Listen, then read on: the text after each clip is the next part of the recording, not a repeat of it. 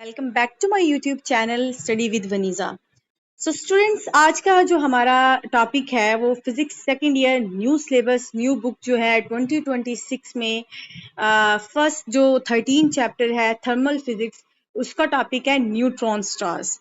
बच्चों, ये बहुत ज़्यादा दिलचस्प, बहुत ज़्यादा इंटरेस्टिंग ये टॉपिक है क्योंकि ये कॉस्मोलॉजी एस्ट्रोनॉमी से रिलेटेड है और ज़्यादातर बच्चों को इसमें इंटरेस्ट होता है। तो हम लोग इसमें पढ़ेंगे कि न्यूट्रॉन स्टार्स होते किस तरह क्या हैं, ये न्यूट्रॉन स्टार्स बनते किस तरह के हैं और न्यूट्रॉन स्टार्स की एग्जांपल्स क्या हैं। और आप यहाँ पर डायग्राम में पिक्चर्स में देख सकते हैं कि न्यूट्रॉन स्टार की शेप उन्होंने किस तरह बनाई हुई है कि यहाँ पर जो है वो एक पिक्चर दी गई है। अब ये छोटा सा पैराग्राफ है लेकिन इसके पीछे एक पूरी कहानी है कि असल में न्यूट्रॉन स्टार्स जो हैं वो आम स्टार से, आम एक सितारे से किस तरह मुख्तलिफ होते हैं। तो मैंने इस पूरे जो है टॉपिक की एक स्लाइड टाइप जो है वो पीडीएफ बनाई हुई है, तो मैं आपको वो भी शेयर करूंगी। और बच्चों, उसमें बुलेट पॉइंट है इसी टॉपिक से रिलेटेड ईजीएस्ट वे में, ताकि अगर आपको इसका कॉन्सेप्ट पता हो, जो कि ऑब्वियसली आप अगर मेरी वीडियो देखेंगे तो आपको समझ आ जाएगी। तो अगर आपको इसका कॉन्सेप्ट आता होगा तो आप उस बुलेट पॉइंट को अपने जहन में रखकर इस टॉपिक को अच्छे तरीके से याद कर सकते हैं। तो स्टार्ट करते हैं। पहले मैं जरा थोड़ा आपको इसका इंट्रोडक्शन देती हूँ न्यूट्रॉन स्टार्स का, देन जो है वो इसकी बुक से भी रीडिंग करेंगे और मैं बताऊंगी, आपको दिखाऊंगी कि किस तरह जो मेरी पीडीएफ है वो इस बुक के टॉपिक से किस तरह रिलेट करती है और किस तरह इजीएस्ट वे में वो बुलेट पॉइंट्स दिए गए हैं। तो बच्चों, पहले इसका एक दफा देख लेते हैं, थोड़ा सा मैं आपको इसका बताती हूँ कि न्यूट्रॉन स्टार्स असल में होते क्या हैं। न्यूट्रॉन स्टार्स क्या होते हैं कि जब एक बहुत बड़ा मैसिव स्टार्स जो डेड हो चुका होता है, डेड मैसिव स्टार होता है, मैसिव होता है बड़ा स्टार।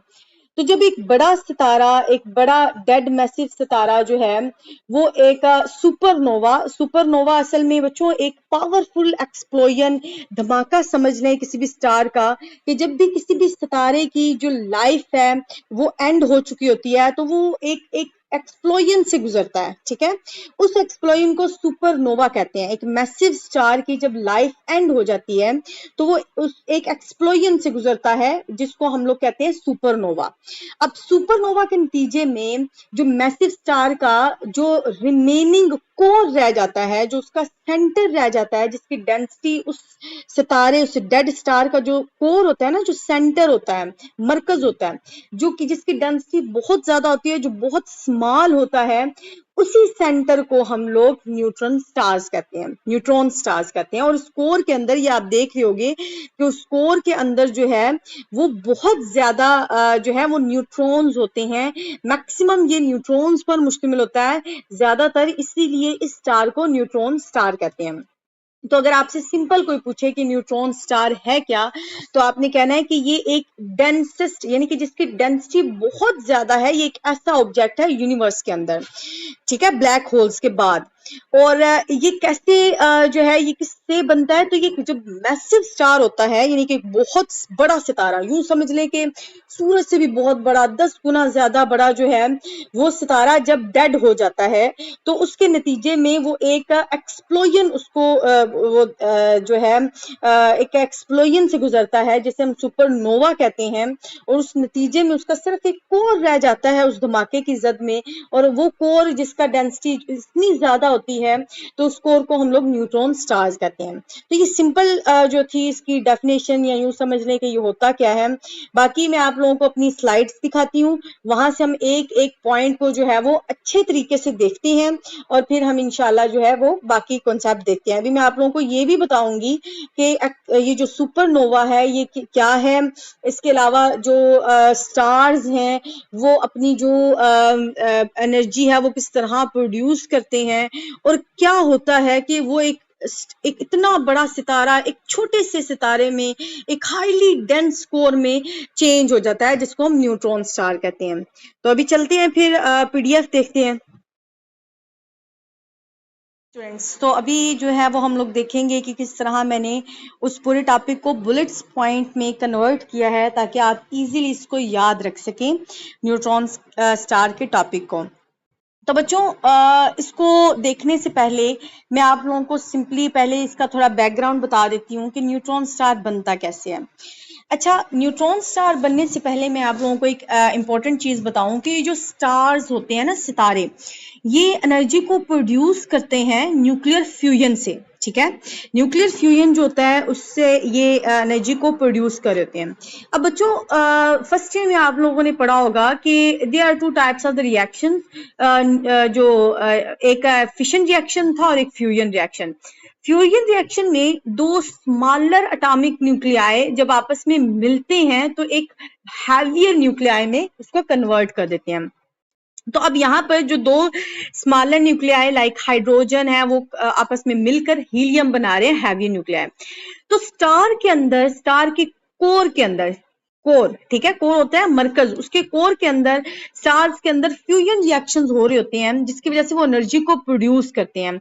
और एनर्जी को प्रोड्यूस हम कहते हैं कि अब जो स्टार है वो हमें रोशनी दे रहा है या उसमें से एनर्जी निकल रही है due to these fusion reactions.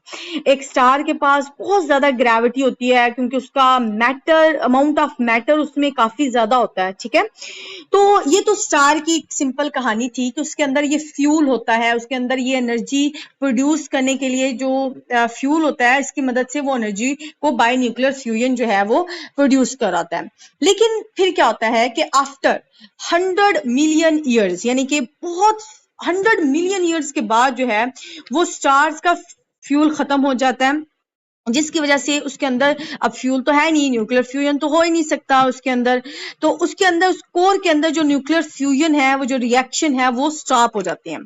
तो अब जब वो स्टॉप होगा तो क्या हुआ, ये बात यहां से आपने ध्यान से सुननी है बच्चों कि एक स्टार के जो है वो, एक स्टार की ग्रेविटी बहुत ज्यादा होती है, मैस उसका बहुत ज्यादा होता है, तो उसकी जो ग्रेविटी होती है, जो ग्रेविटेशनल फोर्स होती है वो इनवर्ड लग रही होती है। ठीक है, कोर की तरफ इनसाइड।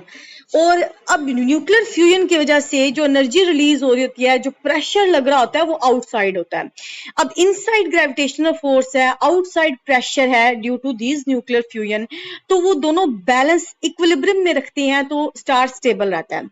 लेकिन अगर जो है वो end of the life of the star, जब उस स्टार की लाइफ का एंड होता है और जब उसका फ्यूल रन आउट हो जाता है, खत्म हो जाता है, तो ऑब्वियसली अब न्यूक्लियर फ्यूजन तो हो ही नहीं रहा उसके कोर में।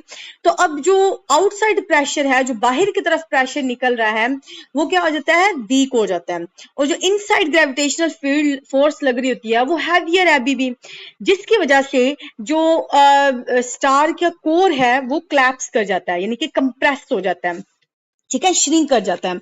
और जैसे ही श्रिंक करेगा उसका टेम्परेचर बहुत ज्यादा बढ़ जाता है और वो स्टार जो है वो फास्टर तौर पर स्पिन करना स्टार्ट कर देता है। ठीक है, जैसे जैसे वो स्पिन स्टार्ट करता है तो वो पावरफुल मैग्नेटिक फील्ड भी जनरेट करता है।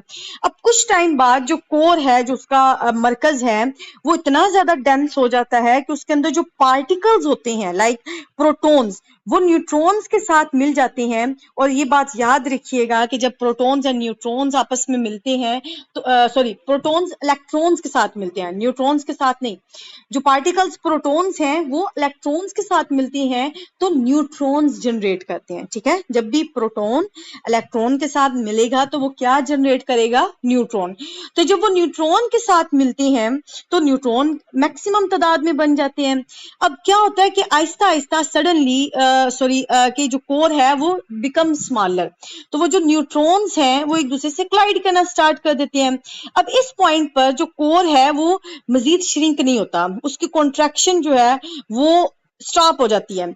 और इसी दौरान जो उसकी आउटर लेयर है स्टार की, वो जो है वो ब्लाउन अवे, यानी कि इर्द गिर्द फैल जाती है, एक्सप्लोजन स्टार्ट हो जाता है, स्टार जो है वो फट जाता है, उसके जो ज़रात है वो, उसके जो आउटर लेयर है वो ऐसे स्पेस में दूर दूर तक फैल जाती है। और इसी स्टार की एक्सप्लोजन को, इसी स्टार के फटने को हम लोग सुपरनोवा कहते हैं, ठीक है। अब जैसे ये सुपरनोवा हो जाता है तो अब उसका जो स्टार का कोर है ना, जो उसका मरकज है, वो मुकम्मल तौर पर या वो वैनिश नहीं होता, यानी स्टार का कोर वैनिश नहीं होता, वो उधर ही रहता है। अब वो एक स्मॉल, एक टाइनी मैटर में कन्वर्ट हो जाता है, जिसके अंदर मैक्सिमम न्यूट्रॉन्स होते हैं, और इसी को फिर हम लोग न्यूट्रॉन स्टार कहते हैं। तो बच्चों, ये उसके पीछे पूरा एक बैकग्राउंड था। तो अब हम जरा देखते हैं, होप सो कि आप लोगों को समझ आ गई होगी कि न्यूट्रॉन स्टार कैसे बनते हैं, सुपरनोवा क्या होता है, एक्सप्लोजन कैसे हुई स्टार की, असल में ये हो अंदर क्या रहा होता है। सो अमंग द डेंसेंट ऑब्जेक्ट, ये तो मैं बता चुकी हूँ कि ब्लैक होल के बाद जो है ये दूसरा डेंस, हाईली डेंसी वाला ऑब्जेक्ट है यूनिवर्स के अंदर। अब ये जो है हमसे नियरेस्ट जो न्यूट्रॉन्स हैं वो आर मैनी पारसेक्स अवे। बच्चों के जो नजदीक तरीन हमारे पास न्यूट्रॉन स्टार है वो हमसे पारसेक्स अवे, यानी इतनी दूरी पे है। अब पारसेक क्या होता है, जिसके लिए मैंने अगली स्लाइड में लिख लिया ताकि आप लोग कंफ्यूज ना हो, कि असल में एक यूनिट होता है जो एस्ट्रोनॉमर्स यूज करते हैं जब भी वो स्टार और गैलेक्सीज के दरमियान डिस्टेंस को मेजर करना चाहते हैं। और हम वैसे तो लाइट ईयर यूज कर रहे होते हैं ना, कि लाइट ईयर क्या होता है कि कि लाइट को एक साल में ट्रैवल, यानी कि जो जितना डिस्टेंस लाइट एक साल में ट्रैवल करती है उसी को हम लोग लाइट ईयर कहते हैं। सो जो पारसेक है वो 3.26 लाइट ईयर्स पर मुश्तमिल होता है। तो आप यूं देख लें कि एक न्यूट्रॉन स्टार हमसे कितना दूर हुआ, कितने जो है वो पारसेक्स, यानी कि इतनी लाइट ईयर्स हमसे दूर है। तो बच्चों, matter behaves like a degenerate due to extreme density, कि अब जो मैटर होता है इसके अंदर न्यूट्रॉन स्टार्स के अंदर वो डीजनरेट गैस के तौर पर बिहेव करता है। तो डीजनरेट गैस क्या होती है, डीजनरेट गैस होती है कि जिसमें जो पार्टिकल्स होते हैं वो एक दूसरे के साथ क्लोजली पैक्ड होते हैं। अब क्योंकि ये हाईली डेंस होता है तो उसके अंदर जो पार्टिकल्स हैं वो क्लोजली पैक्ड हैं। और उसके बाद अगला पॉइंट है कि इसकी स्ट्रॉन्ग मैग्नेटिक ग्रेविटेशनल फील्ड होती है। बच्चों, अब इसका मैस इतना ज्यादा होता है इस कोर का, उस massive object, dead massive object के कोर का मैस इतना ज्यादा है तो डेंसिटी भी ज्यादा है, तो ग्रेविटेशनल फील्ड भी ज्यादा है। अब जो नासा ने एस्टिमेट लगाया है ना हमारे मिल्की वे गैलेक्सीज में कि 1 बिलियन न्यूट्रॉन स्टार्स हैं। हम जिस गैलेक्सी में रहते हैं, हमारा जो सोलर सिस्टम है वो जिस गैलेक्सी में है वो है मिल्की वे। तो नासा ने अबाउट 1 बिलियन न्यूट्रॉन स्टार्स जो हैं वो एस्टिमेट लगाए हैं। Many rotates very rapidly and emit radiation beams. तो बहुत ज्यादा जो न्यूट्रॉन स्टार्स हैं वो बहुत तेजी से रोटेट करते हैं और रेडिएशंस को एमिट करते हैं। अब these rapidly rotating neutron stars are called pulsars. तो आप लोगों की बुक पे एक डेफिनेशन पल्सर्स की भी दी गई है कि पल्सर्स क्या है। बच्चों, पल्सर्स न्यूट्रॉन स्टार्स ही होते हैं जो आपको कभी लगता है ना कि ये आसमान पर ऑन एंड ऑफ जो लाइट जो है वो कभी ऐसे ऑन एंड ऑफ नजर आ रही होती है। तो ये पल्सर्स होते हैं जिसमें जो है ये रोटेट इतनी तेजी से कर रहे होते हैं और ये अपने अंदर से रेडिएशंस को भी एमिट कर रहे होते हैं, ठीक है। यानी एक रेडिएशंस को एमिट करने से ऑन एंड ऑफ हम इसको पल्सर्स कह रहे हैं। उसके बाद यहाँ पर अगला है कि पल्सर्स एंड मैग्नेटिक फील्ड, वही थोड़ा सा इसकी एक्सप्लेनेशन है कि neutron star spins very fast and have strong magnetic field, it is called pulsars, emit regular beam of electromagnetic radiation, ठीक है। ये सारी चीजें फिर आगे वही है कि इसकी मैग्नेटिक फील्ड ज्यादा हो जाती है, वो ये जो एमिट करते हैं, ये जो पल्सर्स हैं ये इलेक्ट्रोमैग्नेटिक रेडिएशंस को रेगुलरली जो है वो एमिट करते हैं, इसलिए हम इक्वल टाइम में ही उसको ऑन एंड ऑफ देख रहे होते हैं, ठीक है। उसके बाद इसका मैस हाईली कंप्रेस्ड होता है ड्यूरिंग स्टेलर कोलैप्स, यानी कि जो हमने अभी सारा इसका सिनेरियो देखा था। Magnetic field becomes greatly intensified, and यहाँ पर मैग्नेटिक फील्ड क्योंकि एक दूसरे के नजदीक आ जाती है इसलिए वो मैग्नेटिक फील्ड स्ट्रॉन्गर हो जाती है। मैंने आप लोगों को बताया था कि जब वो रोटेट हो रहा होता है, स्पिन कर रहा होता है। अब न्यूट्रॉन स्टार की कुछ एग्जांपल है जो आप लोगों की बुक पे नहीं है, crab Pulsar and villa Pulsar. तो अगर पूछा जाए तो आप ये दे सकते हैं। तो बच्चों मैंने कोशिश किया है कि आप लोगों को अच्छे से समझा सकूं। होप सो कि आप लोगों को समझ आ गई होगी। तो फिर भी अगर कोई भी क्वेश्चन है तो आप लोग जो है वो कमेंट सेक्शन में पूछ सकते हैं। और मेरी जो नेक्स्ट आने वाली वीडियो है उसके लिए आपको ये चैनल सब्सक्राइब करना पड़ेगा। इसको लाइक करें, शेयर करें अपने दोस्तों के साथ, ताकि वो भी इस वीडियो से जो है वो फायदा हासिल कर सके। Thank you. Allah Hafiz.